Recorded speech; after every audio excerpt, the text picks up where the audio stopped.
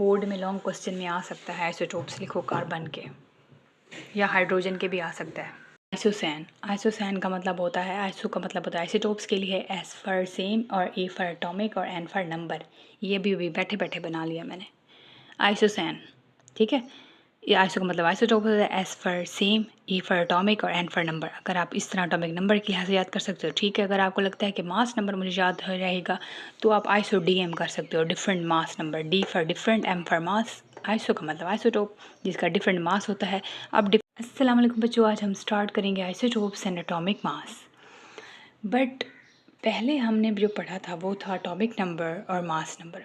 Atomic number क्या होता है? किसी भी एटम के अंदर जितने नंबर ऑफ़ प्रोटॉन्स हैं उसको हम कहते हैं एटॉमिक नंबर। वो शो करता है एटॉमिक नंबर। और नंबर ऑफ़ प्रोटॉन्स इक्वल होते हैं नंबर ऑफ़ इलेक्ट्रॉन्स के, यानी जितने नंबर ऑफ़ प्रोटॉन्स होंगे उस एटम में उतने नंबर ऑफ़ इलेक्ट्रॉन्स होंगे। तो नंबर ऑफ़ प्रोटॉन्स असल में एटॉमिक नंबर होता है ये। और मास नंबर क्या होता है या एटॉमिक मास क्या होता है? किसी भी एटम के न्यूक्लियस में मौजूद नंबर ऑफ़ प्रोटॉन्स और नंबर ऑफ़ न्यूट्रॉन्स मिल के बनाते हैं एटम का मास। यानी एटम के न्यूक्लियस के अंदर जो पार्टिकल्स हैं, प्रोटॉन्स और न्यूट्रॉन्स, ये मिल के एटम का मास बनाते हैं। तो आज हम पढ़ रहे हैं आइसोटोप्स क्या है, ये रिलेटेड है मास से। तो आइसोटोप्स क्या होता है? किसी भी एटम के अंदर एटॉमिक नंबर सेम आ रहा है बट मास डिफरेंट है। ऐसा क्यों होता है ये आज हम पढ़ेंगे। आइसोटोप्स की डेफिनेशन है एटम ऑफ एन एलिमेंट, किसी भी एलिमेंट का अब सेम एटॉमिक नंबर है, सेम एटॉमिक नंबर है, मास डिफरेंट है। इस चीज़ को हम क्या कहते हैं? इस चीज़ को आइसोटोप कहते हैं। Atom of element having same atomic number but different atomic mass, इस चीज़ को हम कहते हैं आइसोटोप्स। ठीक है। जहाँ सेम एटॉमिक नंबर हो रहा हो बट मास नंबर डिफरेंट हो, उस चीज़ को हम आइसोटोप्स कहते हैं। तो अगर सेम एटॉमिक नंबर है तो केमिकल प्रॉपर्टी भी सेम होगी, क्योंकि केमिकल प्रॉपर्टी एसोसिएटेड होती है इलेक्ट्रॉनिक कॉन्फ़िगरेशन से। तो अगर एटॉमिक नंबर सेम है तो केमिकल प्रॉपर्टी सेम है। एटॉमिक मास डिफरेंट है तो फिज़िकल प्रॉपर्टी डिफरेंट है, क्योंकि फिज़िकल प्रॉपर्टी मास से एसोसिएटेड है। तो अगर डिफरेंट एटॉमिक मास है तो फिज़िकल प्रॉपर्टी भी डिफरेंट होगी। Isotopes have same chemical property but physical जो प्रॉपर्टी होती है वो डिफरेंट होती है। यही वजह है इसकी डेफिनेशन के अंदर कि एटॉमिक नंबर सेम है तो केमिकल प्रॉपर्टी सेम होती है। एटॉमिक मास डिफरेंट है, फिज़िकल प्रॉपर्टी डिफरेंट है, क्योंकि सेम केमिकल प्रॉपर्टी एसोसिएटेड है एटॉमिक नंबर से। एटॉमिक नंबर से क्यों एसोसिएटेड है? क्योंकि पीछे इलेक्ट्रॉनिक कॉन्फ़िगरेशन के ऊपर ये डिपेंड कर रही होती है। आइसोटोप्स की एक क्लू है, एक ट्रिक है, वो है आइसोडीएम। आइसोडीएम आपको याद करना होगा।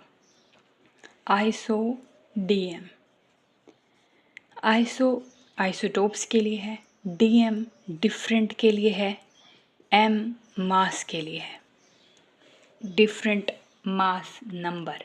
ठीक है। ऐसे एलिमेंट जिनका मास नंबर डिफरेंट हो, एटॉमिक नंबर सेम हो।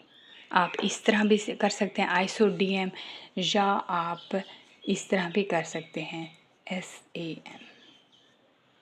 ठीक है। सेम एटॉमिक नंबर, आइसोसेम, आइसोसेम। ठीक है। ये भी ट्रिक है आइसोसेम। ये अगर आप इस तरह एक लाइन करना चाहते हो, अगर आप चाहते हो कि नहीं मुझे तो एटॉमिक नंबर याद रहेगा, मास नंबर भूल सकता है, तो आप फिर इस तरह कर सकते हो आइसोसैन। आइसोसैन का मतलब होता है, आइसो का मतलब होता है आइसोटोप्स के लिए एस फॉर सेम और ए फॉर एटॉमिक और एन फॉर नंबर। ये भी बैठे बैठे बना लिया मैंने, आइसोसैन। ठीक है। ये आइसो का मतलब आइसोटोप होता है, S for same, E for atomic और एन फॉर नंबर। अगर आप इस तरह एटॉमिक नंबर के लिहाज से याद कर सकते हो, ठीक है। अगर आपको लगता है कि मास नंबर मुझे याद हो रहेगा तो आप आइसो डीएम कर सकते हो, different mass number, D for different, M for mass. Iso का मतलब आइसोटोप जिसका डिफरेंट मास होता है। अब डिफरेंट मास है तो इसका मतलब एटॉमिक नंबर तो सेम है। ठीक है। इसको इस तरह भी कर सकते हो, उस तरह भी कर सकते हो, आपकी मर्ज़ी है। ठीक है। अब एग्जाम्पल क्या होगी? एग्जाम्पल है हाइड्रोजन। अब इसका एटॉमिक नंबर होता है 1, लेकिन इसके 3 आइसोटोप्स हैं, मतलब इसका एटॉमिक मास डिफरेंट है। जो पहला आइसोटोप्स है, अब ये देखें, ये है न्यूक्लियस और ये बाहर है इलेक्ट्रॉन। अब इसका एटॉमिक नंबर 1 है, यानी नंबर ऑफ़ इलेक्ट्रॉन 1 है, यानी नंबर ऑफ़ प्रोटॉन 1 है, लेकिन इसका जो न्यूट्रॉन है यहाँ पे देखें 0 है। जहाँ पे प्रोटॉन 1 है न्यूट्रॉन 0 है तो उस आइसोटोप का नाम है प्रोटियम। ये नीचे 1 और 1 है, ये नीचे जो 1 लिखा हुआ है ये नीचे इलेक्ट्रॉन नंबर लिखा हुआ है और ऊपर प्रोटॉन लिखा हुआ है। नेक्स्ट इसका आइसोटोप्स है और यहाँ पे आइसोटोप्स है यहाँ पे ड्यूट्रियम। तो यहाँ पे देखिए प्रोटॉन है 1 और न्यूट्रॉन है 1। जो ड्यूट्रियम वाला आइसोटोप्स है उसमें एक प्रोटॉन है और एक न्यूट्रॉन है।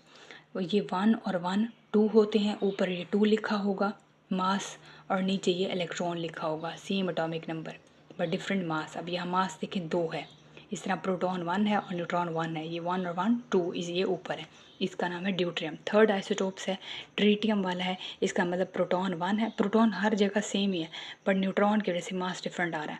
यहाँ देखिए न्यूट्रॉन की जो तादाद है वो 2 है, 2 + 1 ये 3 है, 3 और 1 ये इलेक्ट्रॉन है, तो ये जो है ये ट्रीटियम है। हाइड्रोजन की तरह कार्बन के भी 3 आइसोटोप्स हैं, कार्बन 12, कार्बन 13 और कार्बन 14। इनमें भी न्यूट्रॉन नंबर यानी इनका मास नंबर डिफरेंट है बट एटॉमिक नंबर तो सेम है 6 वाला।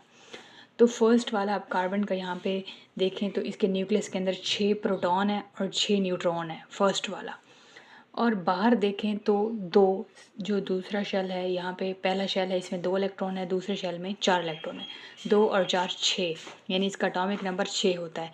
जितने नंबर ऑफ इलेक्ट्रॉन्स होंगे उतने नंबर ऑफ प्रोटॉन्स होंगे।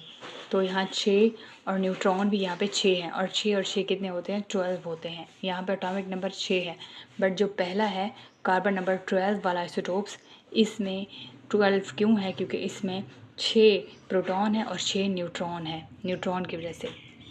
नेक्स्ट है कार्बन नंबर 13, इसका मतलब है इसके अंदर न्यूट्रॉन 7 आएंगे। फर्स्ट शेल में 2 इलेक्ट्रॉन है, दूसरे में 4 है, यानी यहाँ पे 6 इलेक्ट्रॉन होंगे, 6 प्रोटॉन होंगे। नंबर ऑफ इलेक्ट्रॉन्स प्रोटॉन्स तो सेम ही होते हैं। तो 6 और ये न्यूट्रॉन यहाँ पे 7 है, तो ये कार्बन 13 है।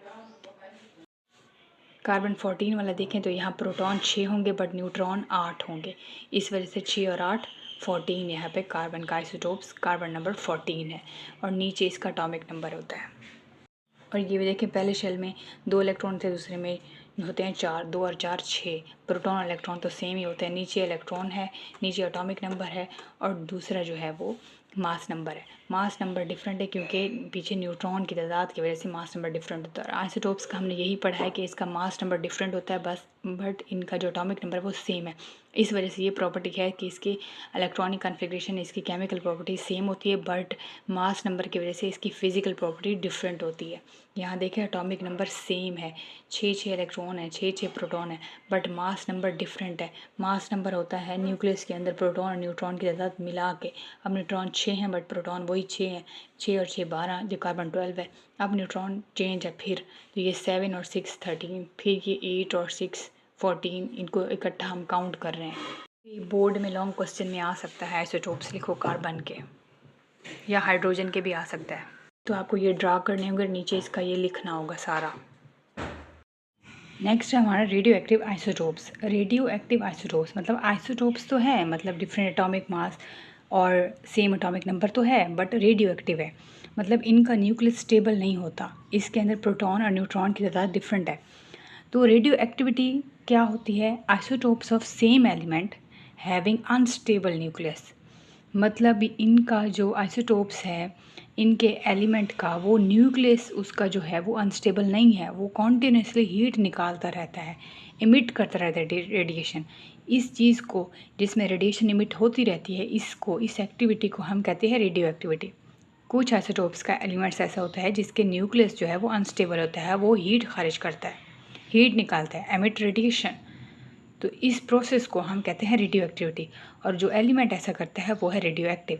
फॉर एग्जांपल यूरेनियम है एक radio active, highly radio active element है, इसका न्यूक्लियस स्टेबल नहीं है, एनर्जी निकाल के इसका आइसोटोप्स, इसके जो एटॉमिक नंबर है, मास नंबर है वो डिफरेंट हो जाता है। फॉर एग्जांपल यहाँ पे है यूरेनियम U23892, ये कन्वर्ट हो जाता है थोरियम में U23490, ये है इसकी। अब देखें और यहाँ पे एनर्जी निकालता है, मतलब वो अपना एनर्जी हीट निकाल के दूसरे एलिमेंट में चेंज हो जाता है, ठीक है।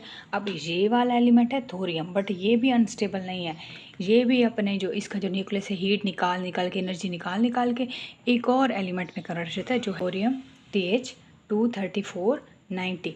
ये इसमें चेंज हो जाता है और एनर्जी यहाँ पे इमिट होती रहती है। अब ये भी अनस्टेबल है, ये भी रुकता नहीं है, ये भी अपनी हीट, इसका भी न्यूक्लियस हीट खारिज कर करके एक और एलिमेंट में चेंज हो जाता है, जो कि है, देखें, वो है 231 और 91 वाला, जो कि है प्रोटेक्टेनियम। अब जहाँ पे प्रोटेक्टेनियम भी हीट निकाल निकाल के, इसका भी न्यूक्लियस स्टेबल नहीं है, वो किस में चेंज रहता है, वो चेंज रहता है यहाँ पे बिस्मिथ BiU, यहाँ पे बिस्मिथ Bi 21083। अब इसका भी अनस्टेबल नहीं है, ये किस में, यहाँ पे ये हेलियम में कन्वर्ट हो जाता है 20681 में, और इसमें एनर्जी रिलीज होती है। मतलब ये कुछ ऐसे एलिमेंट्स हैं जिनका न्यूक्लियस जो है वो अनस्टेबल है और एनर्जी निकालता रहता है। ये रेडियो एक्टिव एलिमेंट्स हैं।